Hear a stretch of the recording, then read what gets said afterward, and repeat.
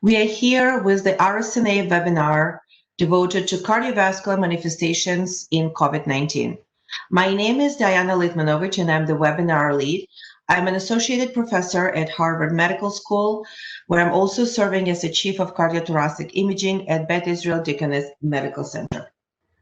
COVID-19 refers to the clinical manifestation of infection with severe acute respiratory syndrome coronavirus 2. And here comes the name SARS-CoV-2. As of July 27th of 2020, COVID-19 has affected more than 13 million of people and killed close to 600,000 people worldwide. As the knowledge from the clinical, translational, and basic science grows, there is also an increasing awareness of the cardiovascular manifestations of COVID-19 disease and its adverse impact on prognosis. There is also growing understanding of the pathophysiology of cardiac and diffuse vascular involvement, including neurocardiac, coronary, pulmonary, abdominal, and extremity vascular involvement. In other words, multi-system, multi-vessel involvement. The multi-system nature of the disease in significant number of cases with adverse impact on prognosis has been demonstrated and recorded worldwide. And cardiovascular considerations also impact the invasive and non-invasive treatment strategies. The third part of the webinar will be devoted to abdominal and lower extremity vascular manifestations in COVID-19. This topic will be presented to us by Dr. Schenfeld, MD and PhD, who is an associate professor of radiology at Albert Einstein College of Medicine, and also a division head of emergency radiology at Montefiore Medical Center in Bronx, New York.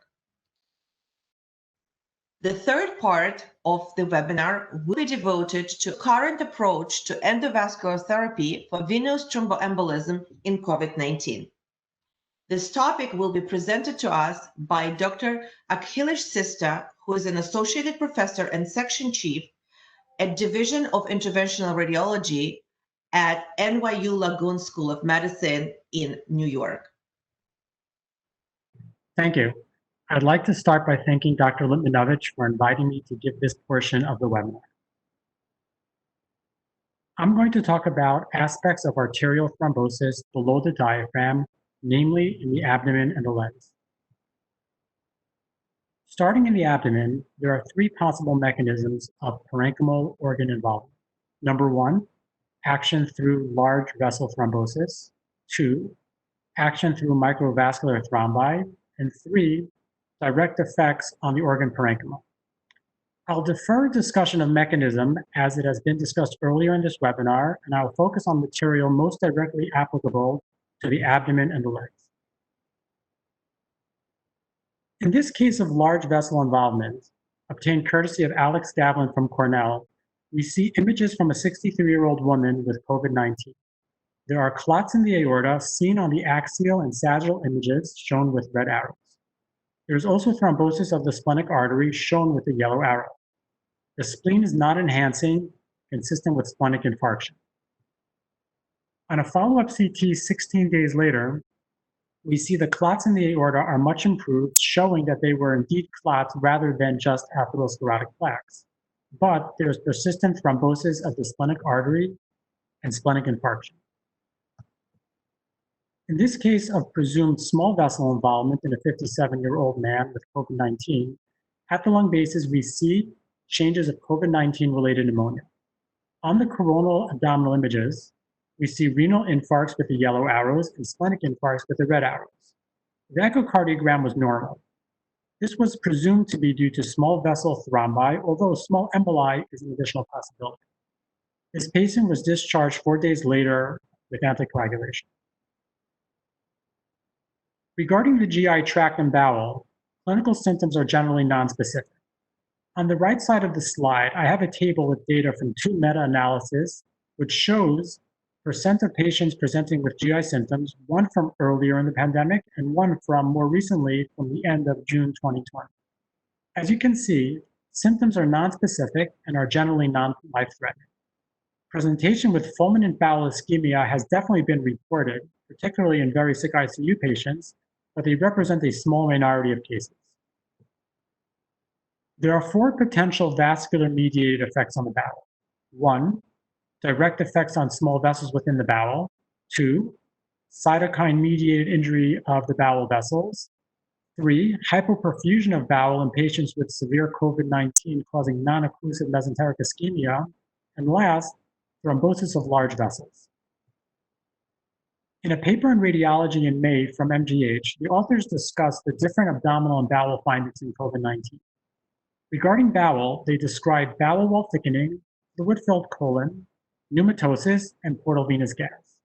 They also show pathological correlation of microvascular thrombi in submucosal arterioles, and I've included a figure from their paper.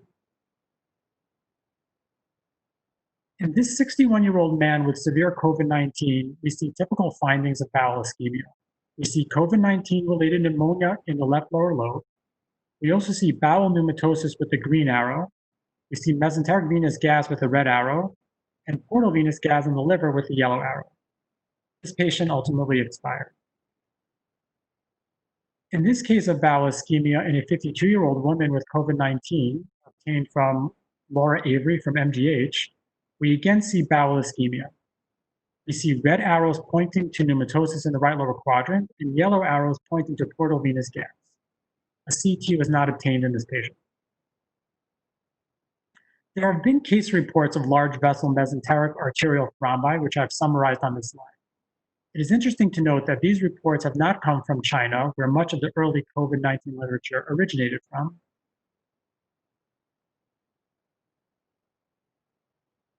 I would like to transition now to lower extremity arterial effects in COVID-19 patients. There's a relative paucity of literature on this topic. Aside for case reports, the largest series I could find was of 20 patients by Balasta et al., I'll give references at the end, where they demonstrate an increased rate of lower extremity ischemia and a lower rate of successful revascularization in COVID-19 patients. The mechanism of involvement is believed to be due to large vessel thrombi or emboli causing ischemia. Imaging is typical of lower extremity ischemia. In this case, from a 63-year-old woman with COVID-19, we see COVID-19 related pneumonia at the lung bases, as well as incidental PE with the red arrows. Lower down, yellow arrows point to aortoiliac clot, which is well seen on the coronal reformatted image. In the leg images on the bottom right, we see no arterial contrast opacification within the left leg. An embolectomy was attempted but failed, and a left above the knee amputation was necessary. In this 93-year-old woman with COVID-19, we see large chunky clots in the aorta with the red arrows. We see no contrast opacification of the vessels in the right leg. This patient was treated conservatively with just anticoagulation, and the patient did well with discharge 4 days later. There have been case reports of large vessel clots within the legs, and these have mostly originated from Europe and the United States. So to summarize, first, either individually or in combination, direct viral effects, inflammatory mediators, and vascular compromise account for abdominal effects of COVID-19. Second, microvascular effects have been implicated in severe ischemic bowel involvement. Last, large vessel clots may account for parenchymal organ infarcts, bowel ischemia, and lower extremity ischemia. This is a list of the selected references used in this portion of the webinar, and I thank you for your attention. So thank you very much for this opportunity to present on this topic. It's one of interest both to interventional radiologists as well as non-radiologists and radiologists as well, as venous thromboembolism is clearly a multidisciplinary disease. And specifically in COVID patients, this topic has garnered a lot of interest. These are my disclosures. So I think it's a reasonable idea to begin by talking about what acute endovascular intervention for DVT looked like before COVID, so we can understand the effect COVID has had on the process of doing endovascular therapy on these patients. So much has changed in the acute DVT world since the publication of the ATTRACT trial, a landmark trial of endovascular therapy versus no such therapy for acute proximal DVT in late 2017. The principal investigator for that trial, Suresh Vedantam, actually before the trial results were published, created this table to help guide us as to when we should use endovascular therapy for acute DVT. And basically what he shows in this chart is that at the top here are the DVTs that are the worst. And as you go down, they're less severe in their clinical manifestations. And his point with this was to show whether we should be taking the risk of treating DVTs, and most commonly with a fibrinolytic agent, when the risks of bleeding varied. And I think this is actually very relevant to the COVID era because, as we'll talk about later, it seems we've gone more towards only treating DVTs that are causing a real threat versus those that we may have treated in the past before the COVID era. So let me just give an example of what a acute DVT intervention looks like for those who are unfamiliar with it. This is a 30-year-old patient who presented with a very large DVT spanning from her common iliac vein down to her popliteal. And so I accessed her popliteal vein in the prone position. And you can see here that there's tram tracking consistent with acute DVT going in from the popliteal vein to the femoral vein up into the pelvis and the iliac veins. So the first action was to perform pharmacomechanical thrombolysis in the iliac vein, which was swept from the common iliac to the upper femoral vein. This pharmacomechanical tool both administers a fibrinolytic agent and aspirates thrombus after a dwell time of that agent. This is called the angiojet device for those who are unfamiliar with it. While this did clear out a significant amount of thrombus, I decided that we needed to get more thrombus clearance than we had achieved with the angiojet device. So therefore placed this infusion catheter, and you can see the tip of this infusion catheter at the lower IVC. The other part, the infusion spanned up to the popliteal vein. And for about 20 to 24 hours, administered 1 milligram per hour of TPA. At the end of that and after stenting, this is what her flow looked like. And I follow her to this day, and she's doing very well. She actually represents a subpopulation in the ATTRACT that actually did better with pharmacomechanical catheter-directed therapy, in that when patients had iliofemoral DVT and had severe or moderate post-thrombotic syndrome, it was more common to have that manifestation than if they had the intervention in the first place. So young patients who are of low risk of bleeding, who have iliofemoral thrombosis and severe manifestations, may benefit more from pharmacomechanical catheter-directed therapy up front. Now, switching briefly to acute PE intervention in the pre-COVID era, this is where we have to break down PE into its subcategories. So massive, submassive, and low risk. The Europeans call this high risk, intermediate risk, and low risk. And we categorize PE based on mortality, really primarily, with massive PE carrying the highest mortality. Massive PE, of course, is PE with hypotension, whereas submassive PE does not have hypotension, but is characterized by right heart dysfunction. So based on these mortalities, our interventions have different purposes. So for massive PE, the intervention is supposed to rescue a patient from death. And let me show you an example of that after going over some of what the tools we have are to rescue patients. So those tools include intravenous thrombolysis, catheter-directed therapy, and surgical embolectomy.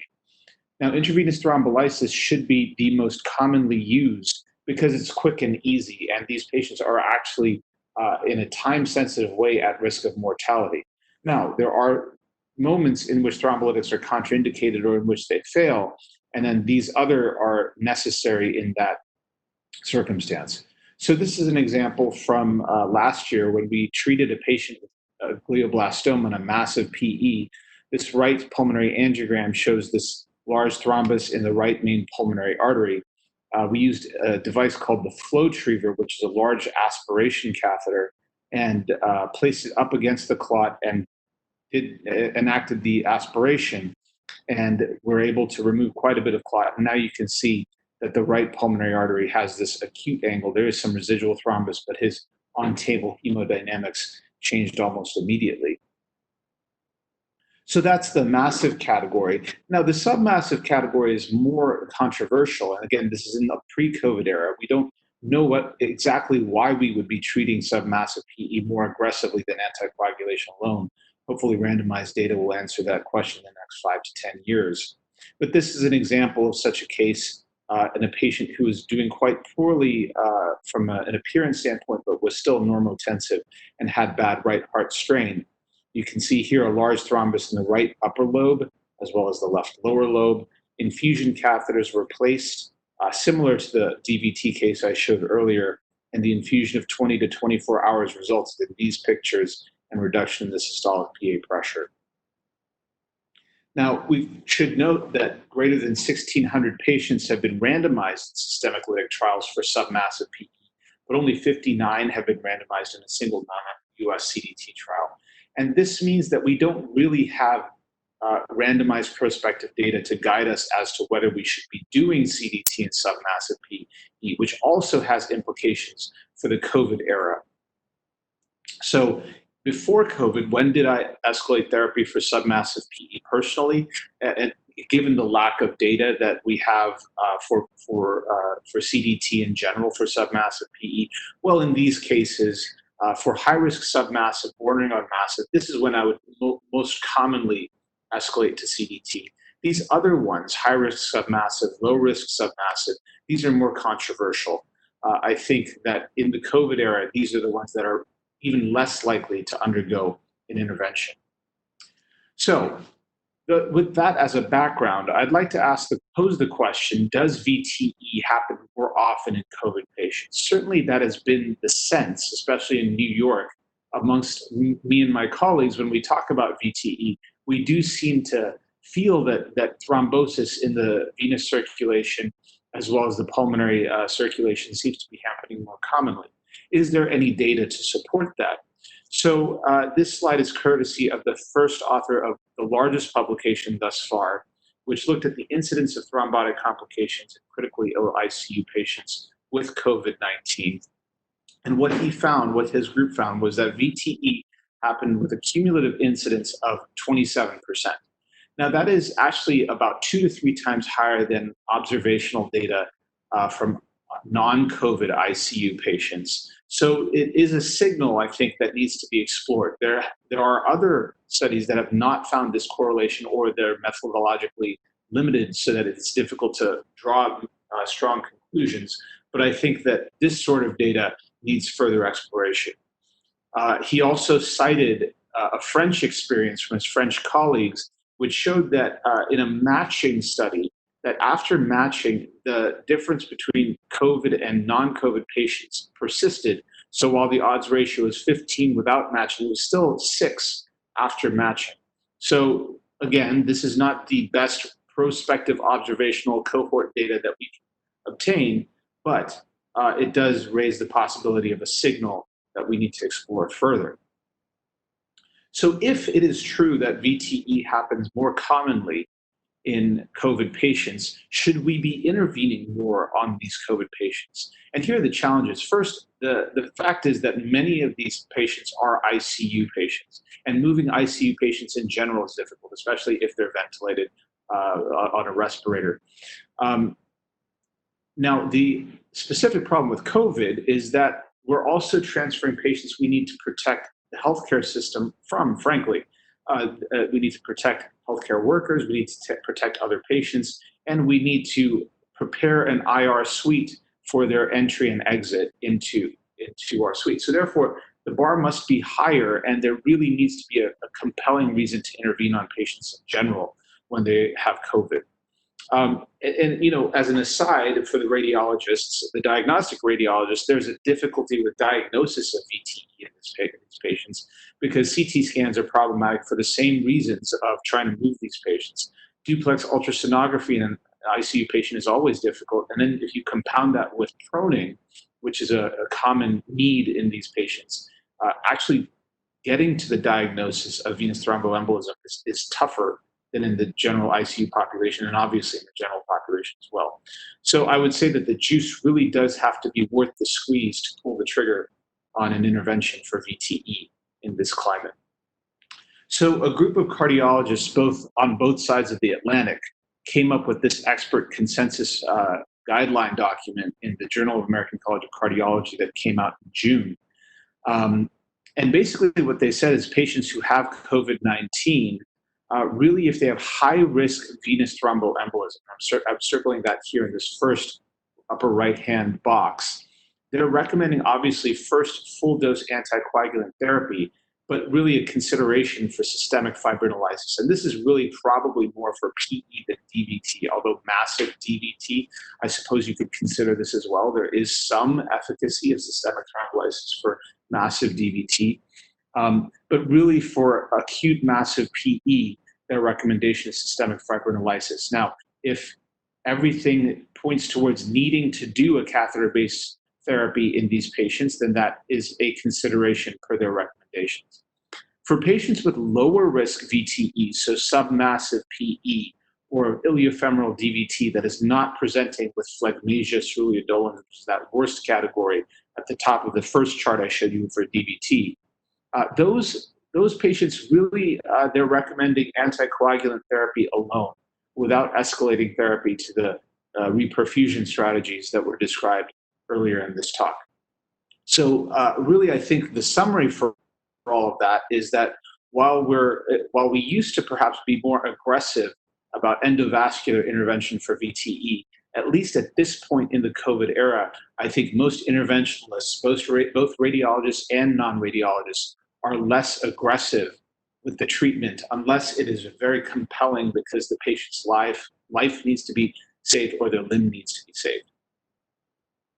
So some unanswered questions, and these are just some of many, are one, do COVID patients get more severe VTE than the rest of us? Meaning, are there more massive PEs? Are the IVC and iliac DVTs larger? And do they because of these more severe VTE, are they actually, and I'm jumping to the third bullet point here, at higher risk for long-term thrombotic complications? For example, in the pulmonary circulation, chronic thromboembolic pulmonary hypertension, are they at higher risk for post-thrombotic syndrome in the leg because of massive DVT? We don't know the answers to these questions. And then another important question is, how are COVID patients responding to interventional therapy compared to non-COVID patients? There are certainly case reports. We have all performed some sort of intervention in these COVID patients, but we don't have a real consensus as to whether this is the right thing to do and whether they'll respond the same. I can personally tell you an anecdote on the arterial circulation that when I intervened for a bleeding renal artery, just manipulating inside of the arterial circulation with catheters and wires caused thrombosis. So the efficacy of interventional therapy in the setting of COVID, active COVID, is really unknown at this point.